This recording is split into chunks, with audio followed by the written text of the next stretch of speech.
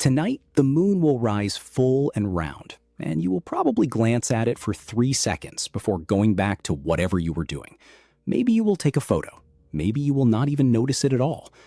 But for most of human history, that same moon rising in that same sky did not inspire poetry. It did not light up Instagram.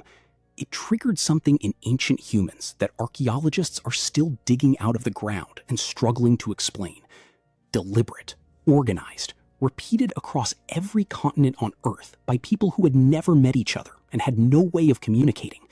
The same rituals, the same timing, the same moon. These were not frightened primitives acting on impulse. These were intelligent, socially complex human beings who built entire calendars around the full moon, who prepared for these nights weeks in advance, who in many cases killed for them.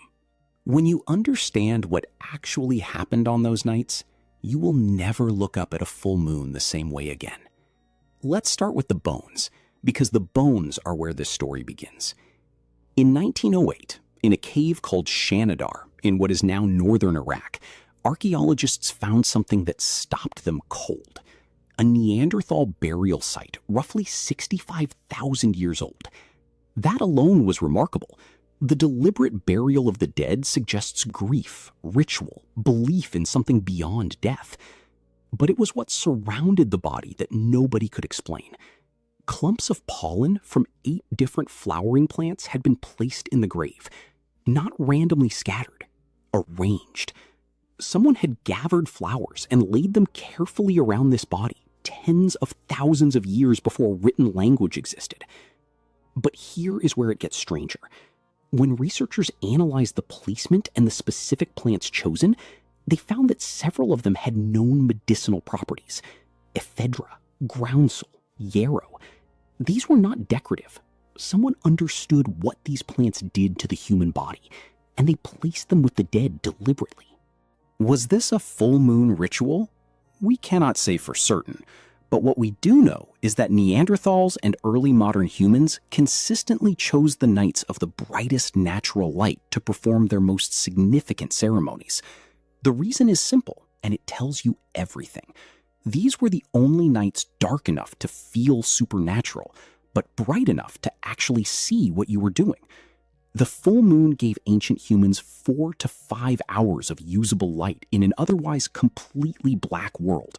No street lights, no candles for most of this period, just absolute darkness except for fire and whatever the sky provided. A full moon on a clear night produces enough light to read by. For people living in that darkness every other night of the month, the full moon was not a phase of the lunar cycle. It was an event. And they planned around it.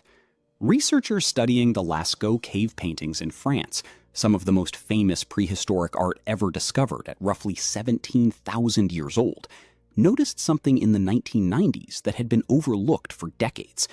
The animals painted on the cave walls appeared in clusters: bulls, horses, deer. And when archaeologist Michael Rappengluck cross-referenced the paintings with astronomical data, he found that specific groupings corresponded to star constellations visible during full moons at certain times of year. The caves were not just art galleries. They were astronomical calendars painted in the dark by firelight, recording exactly when the full moon aligned with specific stars, which told people exactly when to perform specific rituals. These people were tracking the sky with a precision that predates Stonehenge by thousands of years. But what rituals exactly? The skull rituals are where things get genuinely difficult to look at. Across archaeological sites in Europe, Asia, and South America, researchers have found a pattern that repeats with unsettling consistency. Human skulls, and in many cases animal skulls, deliberately modified after death. The brain cases carved open, the interior surfaces smoothed, some fitted with handles made from bone or antler, others placed at the entrances to sacred spaces facing specific directions. At Herxheim in Germany, a site roughly 7,000 years old, archaeologists found the remains of hundreds of individuals whose skulls had been carefully processed after death. Cut marks showed deliberate, skilled work. The bones had been cracked to extract the marrow, and then the skulls were shaped into vessels.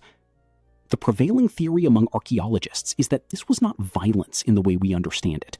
It was ritual consumption, the act of taking in the essence of another person or animal, their strength, their spirit, their knowledge. And the timing of these rituals, at sites where evidence allows for astronomical analysis, consistently points to periods of the full moon. The logic made complete sense to ancient humans. The full moon lit the ritual space. It marked the calendar. It was the eye of whatever force governed the sky, looking directly down at what you were doing.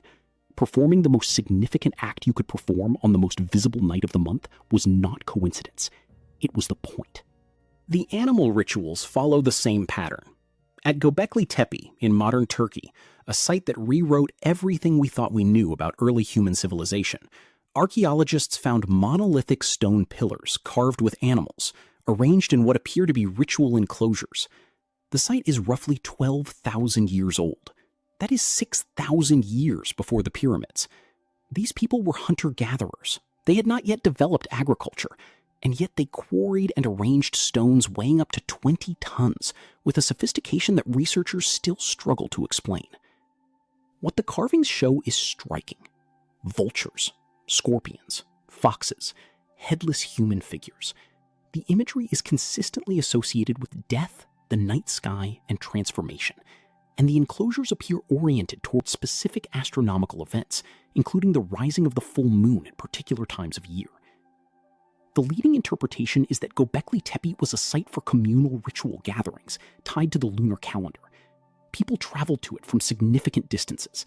They came together on specific nights to perform ceremonies we can only partially reconstruct from what they left behind. But here is what is genuinely unsettling about all of this. It is not that ancient humans did these things. It is that they did them independently of each other, separated by thousands of miles and thousands of years, and arrived at the same conclusions. The full moon rituals of the Aztecs and the full moon rituals of Neolithic Europeans shared structural similarities that cannot be explained by cultural contact. Both centered on specific astronomical timing. Both involved the modification of skulls. Both incorporated animal sacrifice. Both used the altered consciousness that comes from prolonged darkness, rhythmic sound, and ceremonial fire to produce states in participants that we would today recognize as trance. In 1997, neuroscientist Michael Winkelmann published research arguing that these similarities across completely isolated cultures were not coincidence. They reflected something about human neurology. The human brain, under specific conditions, darkness, rhythm, controlled breathing, firelight, enters altered states that ancient peoples interpreted as contact with something beyond the physical world, and they built rituals around reliably producing those states, because in those states, they made decisions, resolved conflicts, processed grief, and prepared for the hardest things human life required of them. The full moon was the calendar marker that told everyone it was time. There is one more piece of this that modern researchers have found genuinely difficult to explain. The consistent cross-cultural association of the full moon with the dangerous, the transformative, and the barely controllable runs so deep in human prehistory that researchers have started asking whether it has a biological basis. A 2021 study published in Science Advances analyzed the sleep data of 98 individuals in communities ranging from an indigenous group in Argentina with no access to electricity to urban college students in Seattle.